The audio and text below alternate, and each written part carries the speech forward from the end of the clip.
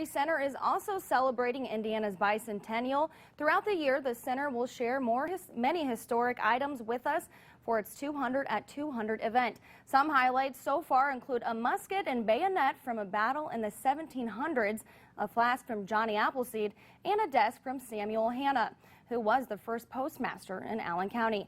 You can find out more about those items on our website. That's wayne.com. And this morning we're joined by Todd Pelfrey from the History Center with another pair of fascinating items. Good morning, That's Todd. right. Thanks Good for coming morning. in again. Can't talk this morning, but these are really cool. Tell us what you brought this morning. Right. Well, in May, our monthly theme shifts to a slice of life. In other words, those common, everyday stories, objects that we've seen throughout the generations.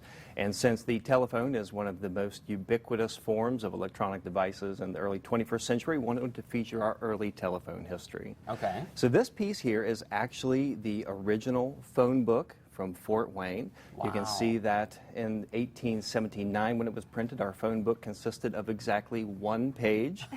There were 54 original subscribers for the Fort Wayne Telephonic Exchange. That company lasted from May until November of 1879. The telephone really wasn't that popular in its early years. Really, especially here in Fort Wayne. Right. The company folded after a few months, and it was 2 full years until we saw telephone service again.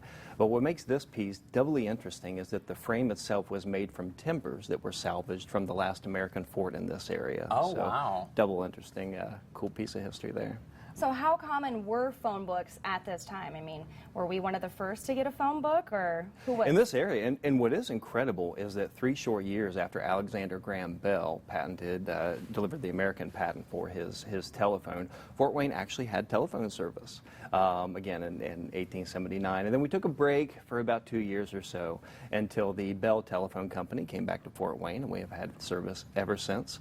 This large telephone right here dates from the time of the Bell Telephone Company, the 1880s or so. This is the oldest telephone in our collection. Wow. And true enough, on Thursday I was walking through the museum carrying this huge wall-mounted telephone, and an elementary student from Northcrest Elementary stopped me and said, "Is that an old cell phone?" I said, "Well, Oh my gosh. in a way it is." Yeah. Now, how did this actually work? I don't see any rotors. How did you dial? Well, yeah, great question. This is called a double box or a 2-box wall-mounted telephone system created by the Western Telephone Company. In order to connect, a caller had to ring or twist this crank up here, which would ring the operator switchboard. An actual person would then pick up the ringer and connect one to the person they wish to send the call, and then monitor the time that it took and bill them accordingly. Very cool. Well, thanks so much, Todd, for bringing these items in again. I definitely recommend for the folks at home, go to the History Center. You really have to see these in person to truly appreciate them. Absolutely. We've got the History Center's 200 at 200 event will be continuing throughout the rest of the year, and you can see a new item on the first Saturday of every month right here on First News Weekend.